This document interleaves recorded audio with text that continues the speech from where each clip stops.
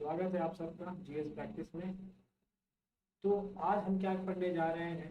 आज हम लोग जो देखने जाएंगे वो होगा पॉलिटी का थर्ड लेक्चर।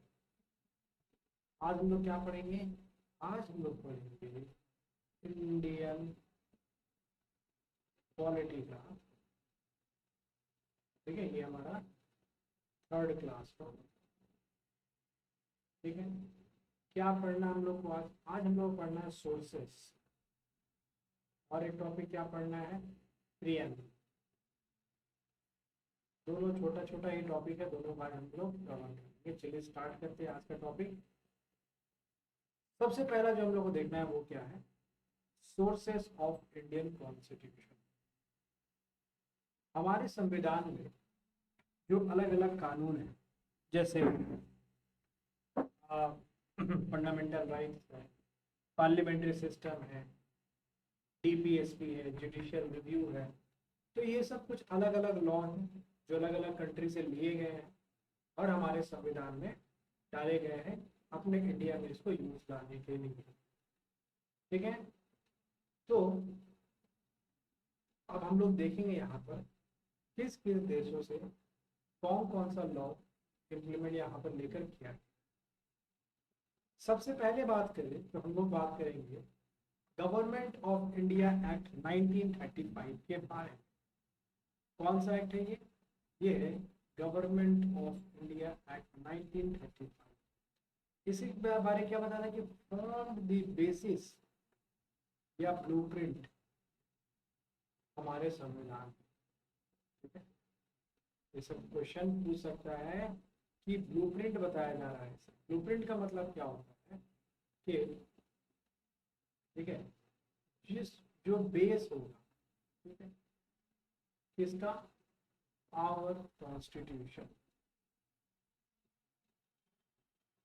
हमारा जो संविधान है उसका जो बेस होगा, ठीक है, वो क्या है? वो है गवर्नमेंट ऑफ इंडिया, ठीक है, एक्ट 1935। ठीक है, हिस्ट्री में इसको हम लोग और अच्छे से पढ़ेंगे इस एक्ट को। और अभी फिलहाल हम लोग को इस बात को यहीं तक रखना है कि ये क्या बना रहा है? बेस बना रहा है। ब्लूप्रिंट उसी को ही बोला है। ब्लूप्रिंट एक्चुअली होता क्या है कि आप किसी भी काम करने से पहले जो एक बेस बना, इस हिसाब से उसको काम करना है ना, एक मैप जो होता है उसी को बोला जाता है ब्लूप्रिंट। तो यहाँ पर ब्लूप्रिंट के तौर पे कौन काम कर रहा है हमारे संविधान का? तो वो है गवर्नमेंट ऑफ इंडिया एक्ट 1935। ठीक है, अच्छा, अब इसमें क्या बताया गया कि क्या क्या चीज जो इसमें लिया गया, और वो हम देख लेते। जैसे सबसे पहले हम बोलेंगे जो फेडरल सिस्टम है, ठीक है, वो लिया गया है। ऑफिस ऑफ गवर्नर, गवर्नर का ऑफिस होगा, ये लिया गया है। जुडिशियरी लिया गया है। पब्लिक सर्विस कमीशन लिया गया है। इमरजेंसी प्रोविजन लिया गया है। एडमिनिस्ट्रेटिव डिटेल्स लिया गया है। तो ये सब कुछ चीज जो है वो गवर्नमेंट ऑफ इंडिया 1935 से लेकर हमारे संविधान में डाला गया है। ठीक है, ठीक है, उसके बाद देखते हैं दूसरा कौन सा है, वो है ब्रिटिश कॉन्स्टिट्यूशन से क्या लिया गया है। ब्रिटिश कॉन्स्टिट्यूशन से अगर हम देखें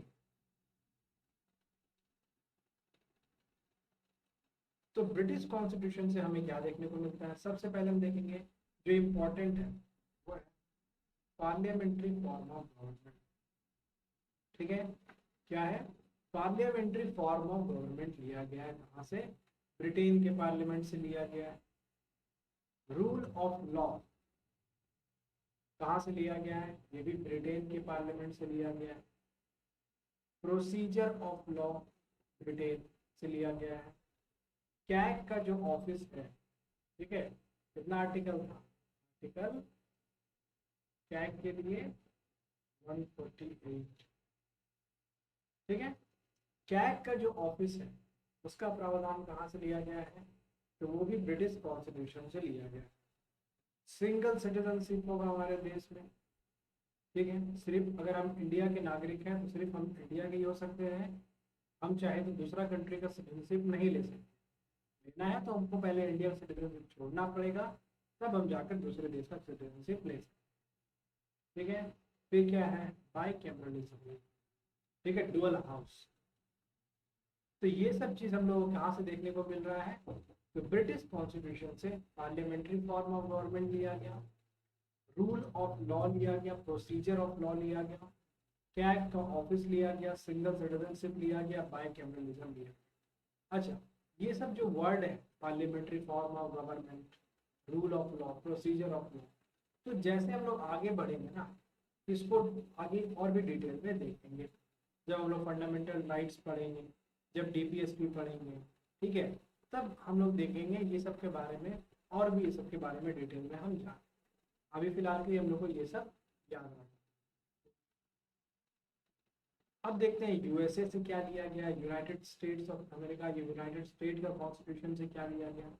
मोस्ट इम्पॉर्टेंट फंडामेंटल राइट्स इन्हीं से लिया गया। हमारे जो मौलिक अधिकार हैं, जो फंडामेंटल राइट्स, वो कहाँ से लिए गए हैं, यूनाइटेड स्टेट के कॉन्स्टिट्यूशन।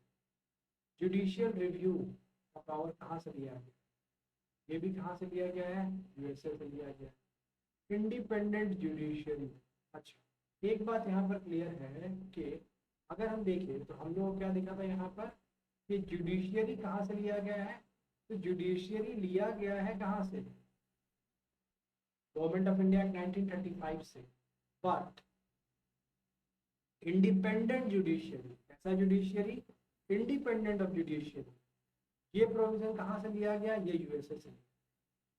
ठीक है, फिर हमारा कॉन्स्टिट्यूशन कैसा होगा, रिटन कॉन्स्टिट्यूशन।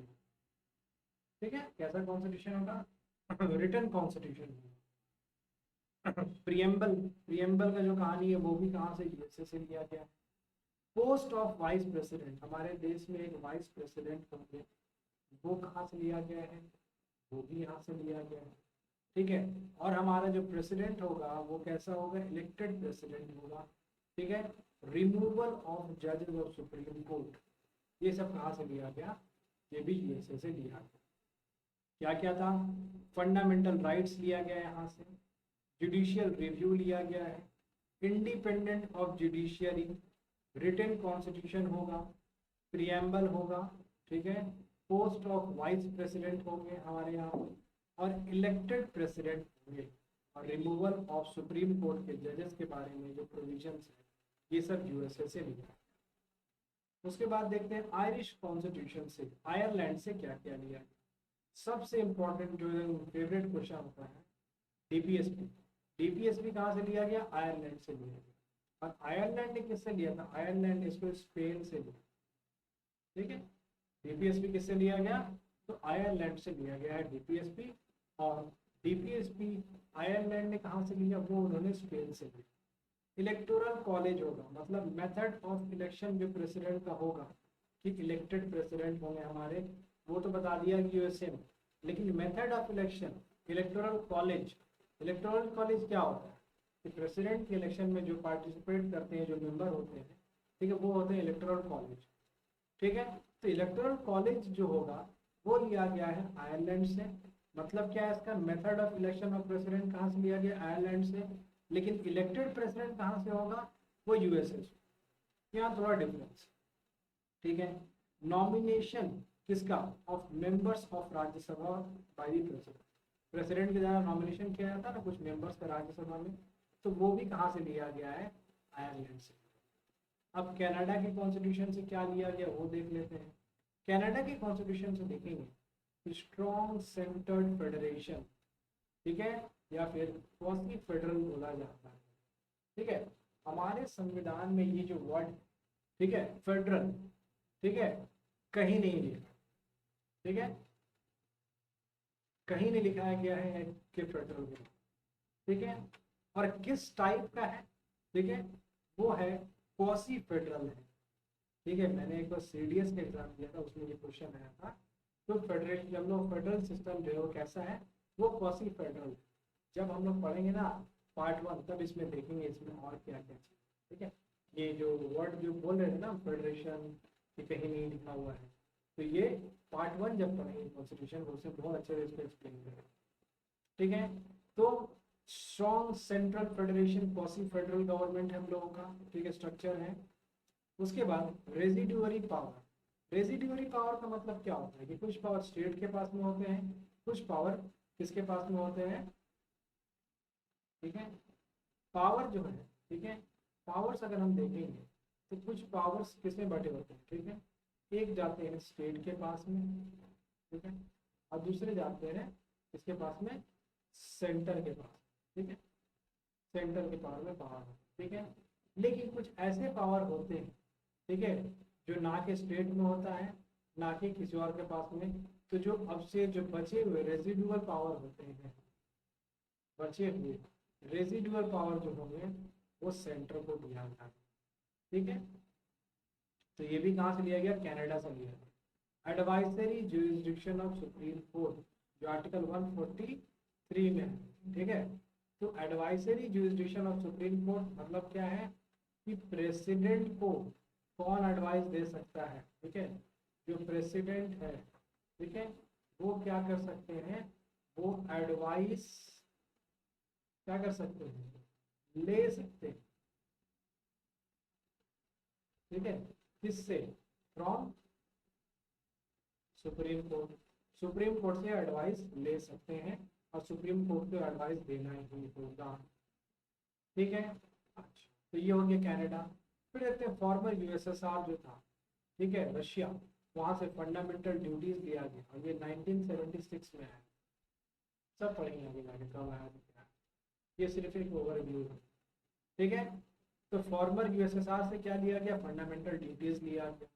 ऑस्ट्रेलियन कॉन्स्टिट्यूशन से क्या लिया गया, ऑस्ट्रेलिया के कॉन्स्टिट्यूशन से, तो यहाँ से कॉन्करेंट लिस्ट लिया गया, लैंग्वेज ऑफ द प्रीएम्बल लिया गया और जॉइंट सिटिंग आर्टिकल 108, ये सब कहाँ से लिया गया, ये ऑस्ट्रेलिया के कॉन्स्टिट्यूशन से लिया गया। कॉन्करेंट लिस्ट याद है ना, सेंटर लिस्ट, स्टेट लिस्ट, ठीक है, और एक कॉन्करेंट लिस्ट, ठीक है। प्रीएम्बल का लैंग्वेज, अच्छा, प्रीएम्बल कहाँ से लिया गया था, ठीक है। प्रीएम्बल कहाँ से लिया गया, प्रीएम्बल लिया जा रहा है यूएसए से, लेकिन जो प्रीएम्बल का भाषा होगा, लैंग्वेज ऑफ प्रीएम्बल होगा, वो कहाँ से लिया जा रहा है, वो ऑस्ट्रेलिया के कॉन्स्टिट्यूशन से लिया, ठीक है। आगे देखते हैं जर्मनी के कॉन्स्टिट्यूशन से क्या लिया गया, VMR constitution of Germany, suspension of fundamental rights during emergency, ठीक है। तो फंडामेंटल राइट्स क्या होते हैं, इमरजेंसी के टाइम में पूरी तरीके से खत्म, एक्सेप्ट 20 और 21 को छोड़कर। 20-21 क्या है आगे हम लोग देखेंगे, ठीक है। Suspension of fundamental right during emergency except article 20 और आर्टिकल 21, ठीक है। तो सस्पेंशन ऑफ फंडामेंटल राइट्स कहाँ से लिया गया, जर्मनी से लिया, ठीक है। South African constitution, south African constitution से क्या लिया गया, अमेंडमेंट, ठीक है। कितना आर्टिकल है अमेंडमेंट के लिए, आर्टिकल 368, ठीक है। अमेंडमेंट जो होगा, ठीक है, उसका जो प्रोविजन है वो कहाँ से लिया गया, वो साउथ अफ्रीका के कॉन्स्टिट्यूशन से लिया गया। फ्रांस से क्या लिया गया, तीन मोस्ट इंपॉर्टेंट जो वर्ड है ये, ठीक है। फ्रेंच रेवोल्यूशन से लिया गया लिबर्टी, इक्वालिटी एंड फ्रेटर्निटी, ठीक है। कहाँ से लिया गया ये लिया गया है फ्रेंच रेवोल्यूशन, वर्ल्ड हिस्ट्री जब पढ़ेंगे तब पढ़ेंगे, ठीक है, ऑप्शनल में है वर्ल्ड हिस्ट्री। तो फ्रेंच रेवोल्यूशन से क्या लिया गया, लिबर्टी, इक्वालिटी एंड फ्रेटर्निटी, ठीक है। ये कहाँ से लिया गया, फ्रेंच रेवोल्यूशन से लिया। जापानीज कॉन्स्टिट्यूशन से क्या लिया गया, जापान से, प्रोसीजर इस्टेब्लिश्ड बाय लॉ, ये कहाँ से लिया गया, जापान से लिया गया। स्कैंडिनेवियन कंट्रीज से क्या लिया, ठीक है। स्कैंडिनेवियन कंट्रीज देखेंगे तो मेनली स्वीडन का अगर हम बात करें तो यहाँ पर हम बात करते हैं लोकपाल, ओम्बड्समैन, ठीक है। ये कहाँ से लिया गया, इंपॉर्टेंट है, ये भी स्कैंडिनेवियन कंट्रीज मेनली हम बोल सकते हैं स्वीडन से लिया गया है। और पहला कॉन्सेप्ट जो था ओम्बड्समैन का, ठीक है, वो कहाँ देखने को मिला, स्वीडन में ही देखने को मिला, कब, 1809 में, ठीक है।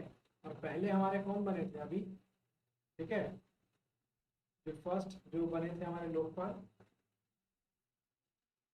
पीसी घोष, पिनाकी चंद्र घोष, ठीक है। तो ये हम लोग क्या था, end of sources of constitution.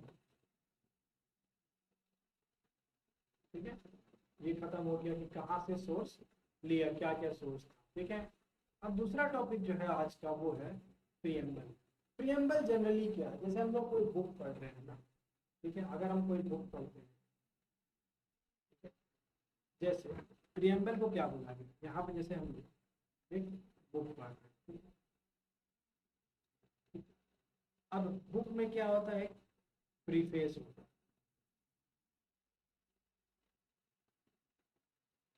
ठीक है, जिसमें कुछ लिखा है।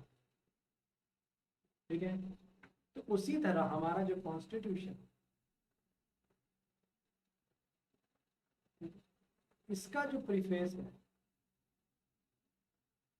ठीक है, इसका जो प्रीफेस है वो क्या है, अपना प्रीएम्बल। ठीक है, उसमें कुछ कुछ लिखा हुआ है, क्या लिखा हुआ है देखिए। ठीक है, प्रीएम्बल क्या है, बोला गया है preface to the constitution. America पहला ऐसा देश था जिसने इसको स्टार्ट किया था, कॉन्स्टिट्यूशन को ऐड किया था अपने कॉन्स्टिट्यूशन में। ठीक है, तो बिगिन करने वाला कौन सा प्रीएम्बल से, अमेरिका सबसे पहले। ठीक है, जो टर्म है प्रीएम्बल वो रेफर करता है क्या, इंट्रोडक्शन या फिर प्रीफेस टू द कॉन्स्टिट्यूशन। क्या है ये, हम इसको प्रीफेस भी बोल सकते हैं और इसको क्या बोल सकते हैं हम, इंट्रोडक्शन।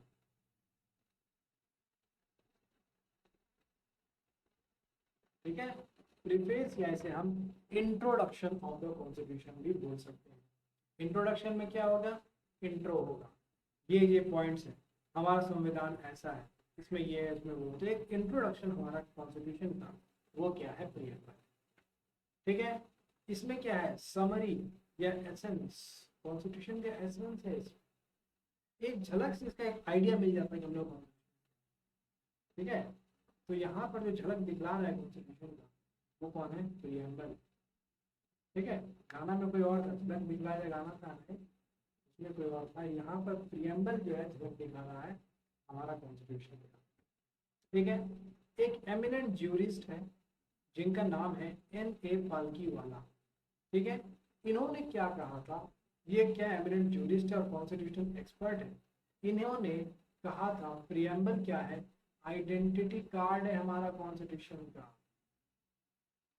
ठीक है, प्रीएम्बल क्या है, प्रीएम्बल जो है ना, जैसे ये हम लोग का आईडी होता है ना इस टाइप का, यहाँ फोटो रहता है, यहाँ नाम रहता है, यहाँ एक टांगे का रहता है ऐसे। ठीक है, तो ये क्या है, आइडेंटिटी कार्ड है इसका ऑफ आवर कॉन्स्टिट्यूशन। ठीक है,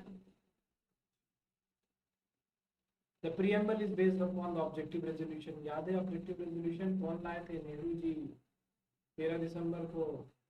ठीक है, 13 दिसंबर 1946। तो प्रीएम्बल क्या है, मॉडिफाइड वर्जन था, उस दिन भी बताए थे हम इसके ऑब्जेक्टिव रेजोल्यूशन का। अमेंडमेंट जो प्रीएम्बल में हुआ है वो सिर्फ और सिर्फ एक बार हुआ है, कब हुआ है, 42nd अमेंडमेंट एक्ट 1976, और इसमें 3 वर्ड को इंट्रोड्यूस किया गया, सोशलिस्ट, सेक्युलर एंड इंटीग्रिटी। बहुत इंपॉर्टेंट पॉइंट। ठीक है, ऑब्जेक्टिव रेजोल्यूशन तो है ही, उसके साथ में 42nd अमेंडमेंट एक्ट 1976, जिसके तहत क्या किया गया था, 3 new word, socialist, secular and integrity, ये 3 वर्ड को इंक्लूड किया गया था हमारे कॉन्स्टिट्यूशन। ठीक है, अच्छा, बोला जाता है कि कॉन्स्टिट्यूशन जो है, जो अपना कॉन्स्टिट्यूशन है, वो डिराइव करता अपना अथॉरिटी, अपना पावर कहाँ से, हम लोग से, पीपल ऑफ इंडिया से, हम लोग हैं। ठीक है, तो यही से अपने पावर को डिराइव करता है, अपना अथॉरिटी को डिराइव करता है। ये डिक्लेयर करता है इंडिया को क्या, कि हम इंडिया कैसा है, sovereign, socialist, secular, democratic and Republican polity. ठीक है, ये जो सीरियल है ना, ये सीरियल वाइज आपका एग्जाम में पूछ देता है। ठीक है, सीरियल वाइज इसको लर्न करना है। ठीक है, कैसे हम इसको रख सकते हैं, इसको हम कर सकते हैं ऐसे, क्या है, सोवरिन, सोशलिस्ट, सी, ठीक है, डी रे ओ, डी रे ओ, सो सी, डी रे ओ, ठीक है।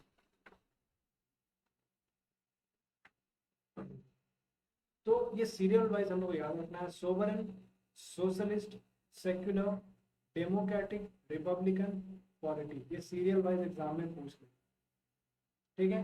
ऑब्जेक्टिव क्या है, तो ये डिक्लेयर कर रहा था, ये बता रहा था कि हमारा देश ऐसा है, हमारा देश सोवरेन है, सेक्युलर है ना, सोशलिस्ट है, डेमोक्रेटिक है, रिपब्लिकन है, ठीक है, पॉलिटी हम लोग के यहाँ पर रिपब्लिकन पॉलिटी है।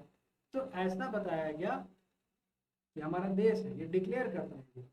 लेकिन ऑब्जेक्टिव क्या है, कि हमारा ऑब्जेक्टिव ये हमारा लक्ष्य जो है इंडिया का, वो क्या है कि यहाँ जस्टिस होना चाहिए, लिबर्टी होना चाहिए, इक्वलिटी होना चाहिए, फ्रेटर्निटी होना चाहिए, ठीक है, ये हमारा ऑब्जेक्टिव है। ऑब्जेक्टिव क्या है हमारा, ये स्पेसिफाई करता है कि भारत का ये लक्ष्य है, क्या, जस्टिस होना चाहिए हमारे देश में, लिबर्टी होना चाहिए हमारे देश में, इक्वलिटी होना चाहिए, फ्रेटर्निटी मतलब भाईचारा होना चाहिए, ठीक है। जस्टिस मतलब क्या है, इंसाफ, लिबर्टी मतलब आज़ादी, इक्वलिटी मतलब क्या है, सब बराबर हो, फ्रेटर्निटी मतलब क्या, आपस में भाईचारा, ठीक है। और डेट ऑफ अडॉप्शन कब बोला गया, 26 नवंबर 1949, इंपॉर्टेंट डेट है, तो यार, ठीक है। अच्छा, अब देखते हैं यहाँ पर, अब हम लोग तो बोल रहे हैं सोवरन है, लेकिन यहाँ पर बोला गया कि इंडिया 1949 में मई के महीने में वो डिक्लेयर कर दिया था, कॉमनवेल्थ मेंबरशिप ले लिया था। तो इससे क्या हमारे कुछ सोवरेनिटी में असर पड़ता है, आंसर है नो, ठीक है। इससे हमारे सोवरेनिटी पे कोई भी असर नहीं पड़ता।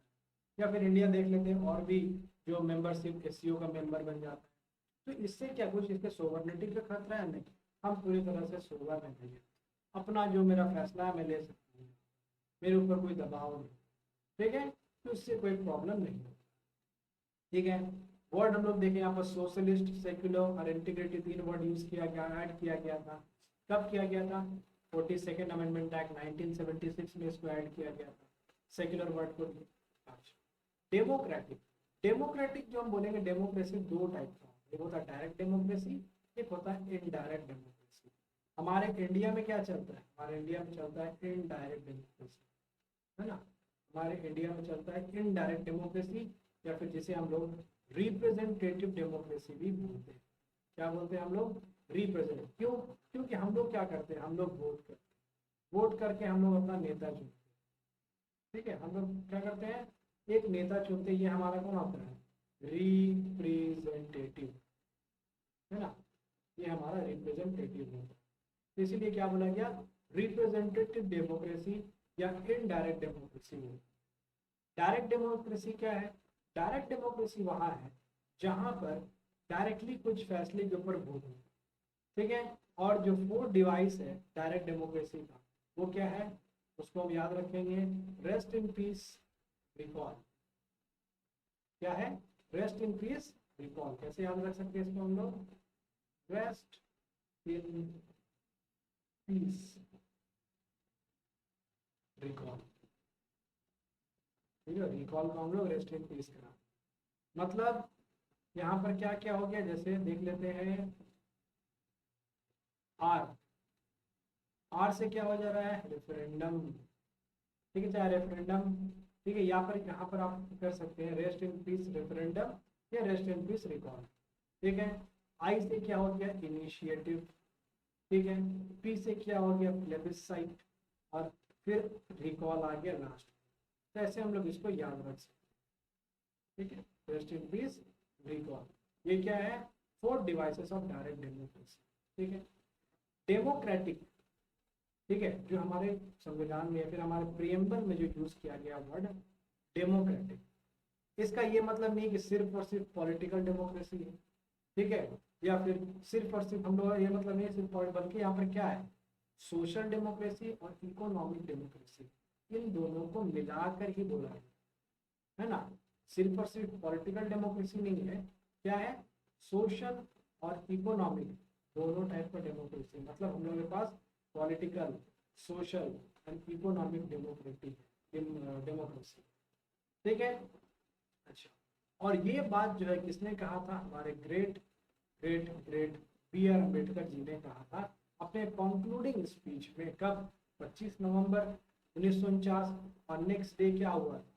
नेक्स्ट डे हमारा कॉन्स्टिट्यूशन को अडॉप्ट कर लिया गया 26 नवंबर 1949 में, है ना।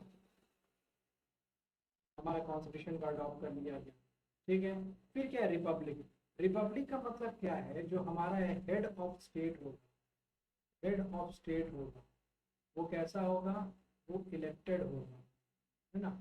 जैसे कौन है हमारा हेड ऑफ स्टेट? प्रेसिडेंट। कौन होता है ये? प्रेसिडेंट। प्रेसिडेंट होता है हेड ऑफ स्टेट, और head of government prime minister. ठीक है। जस्टिस। जस्टिस जो कैसा होगा? सोशल जस्टिस, ठीक है, इकोनॉमिक जस्टिस, सब टाइप के जस्टिस। ठीक है, इसको मिला के ही बोला जाता है डिस्ट्रीब्यूटिव जस्टिस। ठीक है, ऐसा नहीं कि सिर्फ सोशल है। तो जस्टिस कैसा आना चाहिए? कॉम्बिनेशन हो सोशल जस्टिस का, इकोनॉमिक जस्टिस का, तब उसको हम बोलेंगे वो क्या है? Distributive justice. ठीक है, अच्छा। ये जो आइडिया था, ठीक है, जस्टिस है, कैसा जस्टिस होगा? सोशल जस्टिस होगा, इकोनॉमिक जस्टिस होगा, पॉलिटिकल जस्टिस होगा। लोग लिए थे ना, कहाँ से लिए थे? रशियन रेवोल्यूशन में लिए थे, जो 1917 में हुआ था। ठीक है, 3 वर्ड जो ऐड किया गया था। ठीक है, अच्छा, 3 वर्ड नहीं। तो ये जो आइडिया यहाँ पर है वो कहाँ से लिया गया? रशियन रेवोल्यूशन से लिया गया। Social, economic and political justice होना चाहिए। ठीक है, अच्छा। फिर क्या है? लिबर्टी। ठीक है, अब क्या बोला गया? लिबर्टी क्या है? आजादी है। ठीक है, आजादी है। अब लिबर्टी का मतलब ये नहीं कि आप कुछ भी कर सकते, किसी को मार दिए, किसी को लूट लिए। ये आजादी थोड़ी। आप बोलिएगा हम आजादी है ना, जाके हम बैंक लूट लेते, आजादी है ना मुझको मार। तो ये आजादी नहीं है वो। यहाँ है एब्सोल्यूट। ठीक है, एब्सोल्यूट नहीं है, क्वालिफाइड है। इसका मतलब क्या है? ठीक है, ये रिस्ट्रिक्शन है ना। जो सही है उसी के चीज पर आपका आजादी है ना। गलत गलत काम नहीं कर सकते आजादी के नाम। ठीक है, अच्छा। फिर idea liberty, equality and fraternity, ये तो पता है, हम लोग फ्रेंच रेवोल्यूशन से लिया गया था। ठीक है, 1789 से लेकर 1799 तक चला। इक्वालिटी। अब इक्वालिटी देखेंगे तो बहुत सारा, civic equality, political equality, economic equality. फिर जब हम लोग यहाँ पर फंडामेंटल राइट्स पढ़ेंगे तो वहाँ पर देखने को मिलेगा इक्वालिटी बिफोर लॉ, आर्टिकल 14। ठीक है, prohibition of discrimination on the grounds of religion, race, caste, sex और प्लेस ऑफ बर्थ। ठीक है, यहाँ पर article 15, equality in opportunity in the matter of public employment, article 16, abolition of untouchability, article 17, abolition of title. ठीक है, तो ये सब कुछ इक्वलिटी को दर्शाता है। ठीक है, अच्छा। फिर क्या बोला गया? अच्छा, वोटिंग के बाद बोला कि no person is to be declared ineligible for inclusion in the electoral roll on the ground of religion, race, caste और सेक्स। ठीक है, अगर आप 18 साल के हो गए, उससे ऊपर है, तो आप वोट दे सकते हैं। ठीक है, आपको साथ भेदभाव नहीं किया जा सकता, बस आप 18 प्लस है, आप जाके वोट दे दीजिए। ठीक है, हाँ, जहाँ है वहीं पर है ना। हम, मेरा घर अगर मान लेते वेस्ट बंगाल कोलकाता में है, तो कोलकाता का कोई छोटा सा एरिया जो सॉल्ट लेक है, ठीक है, तो उस ब्लॉक से वहाँ पर जहाँ से मुझको वोट देना है, तो वहीं से मैं दूंगा ना। ऐसा नहीं कि मैं कोलकाता में रह रहा हूँ, मुंबई में जाकर वोट दे दूँ। ठीक है, हो सकता है आगे इसका कोई प्रावधान आ जाए। ठीक है, कि कुछ काम करने के बाहर। ठीक है, ये हो जाए। लेकिन अभी क्या है, यहाँ पर बोला गया आर्टिकल 325 के तहत बोला गया आपके साथ भेदभाव नहीं किया जा सकता। अगर आप 18 साल के हैं, उसके ऊपर है, डिक्लेयर्ड है, आप वोट देने के लिए आप वोट दे सकते हैं। आपके साथ में रिलीजन के नाम पे, धर्म के नाम पे, है ना, रेस के नाम पे, कास्ट के नाम पे या सेक्स के आधार पर आपको रोका नहीं जा सकता। ठीक है, और जो इलेक्शन होगा ये कौन सा? लोकसभा का इलेक्शन, स्टेट असेंबली का जो इलेक्शन है, ठीक, किसके बेसिस में होगा? यूनिवर्सल एडल्ट सफरेज, जिसे हम यूनिवर्सल एडल्ट फ्रेंचाइज बोलते हैं। 18 साल से ऊपर, पहले 21 साल था, इससे पहले हम लोग देख चुके हैं। 61st अमेंडमेंट एक्ट 1988 के तहत इसको फिर क्या कर दिया गया? 18 साल कर दिया गया। ठीक है, फिर क्या है? वर्ड फ्रेटर्निटी है, भाईचारा आपस में। 17 अक्टूबर 1949, ठीक है, प्रियम्बल के ऊपर में मोशन पास हो जाता है 17 अक्टूबर को। ठीक है, और बोला गया जब इनैक्टमेंट हुआ था हमारे कॉन्स्टिट्यूशन, तब ये as a part of the constitution. लेकिन कुछ केस आया था ना, उसने बोला कि ना ये पार्ट नहीं है। जैसे एक केस था, रे बेरुबरी केस बोला जाता है, उसको 1960 में आया था। इसमें सुप्रीम कोर्ट ने क्या बोला गया कि ना प्रियम्बल कॉन्स्टिट्यूशन का पार्ट तो नहीं है, ठीक है, ऐसा बोल दिया। फिर फर्दर बाद में देखेंगे तो फिर एक भयानक केस, ठीक है, तो ये क्या है, केशवानंदा भारती केस। इसमें सुप्रीम कोर्ट ने क्या बोला 1973 में, ये सबको सुधारने के लिए आया था। इसमें बोला कि बिल्कुल ये पार्ट ऑफ द कॉन्स्टिट्यूशन है, ठीक है। LIC ऑफ इंडिया केस 1995, इसमें फिर से यहाँ पर बोल दिया गया कि प्रियम्बल क्या है, बिल्कुल है, ठीक है। उसके बाद क्या बोला गया कि अगर क्यों बोला गया पार्ट, वही जैसे वहाँ पर शेड्यूल को देख रहे थे हम लोग कि कोई भी अगर अमेंडमेंट होता है प्रियम्बल में तो आर्टिकल 368 को यूज करके ही होगा। इसका मतलब क्या है कि ये पार्ट है कॉन्स्टिट्यूशन का। हाँ, सिर्फ वो बेसिक स्ट्रक्चर को वायलेट नहीं करना, ठीक है। प्रियम्बल का अमेंडमेंट सिर्फ एक बार हुआ, हम लोग देख चुके हैं 1976 में 42nd अमेंडमेंट एक्ट, और 3 word socialist, secular and integrity word को ऐड किया गया है, ठीक है। अच्छा, it can not be enforced, ठीक है, नॉन जस्टिसिएबल है बाय द कोर्ट, ठीक है, not the source of power, not the source of power, ठीक है। ये क्या है, आप इसको कोर्ट में जाके, आप जैसे हाई कोर्ट में जाके ऐसे केस नहीं कर सकते, ठीक है। ये क्या है, ठीक है, ये इंट्रोडक्शन है अपने, ये बता रहा है, ये एसेंस दे रहा है, ये राइट नहीं दे रहा है, ठीक है। तो ये इन्फोर्स नहीं हो सकता, ये नॉन जस्टिसिएबल है, सिर्फ पर केस नहीं कर सकते, ठीक है। It is not the source of power to be legislature. तो ये क्या था, प्रियम्बल। यहाँ क्या होता है, एंड ऑफ प्रियम्बल, ठीक है। तो आज का लेक्चर यहीं तक रखते हैं। आज का लेक्चर थोड़ा शॉर्ट था, ठीक है।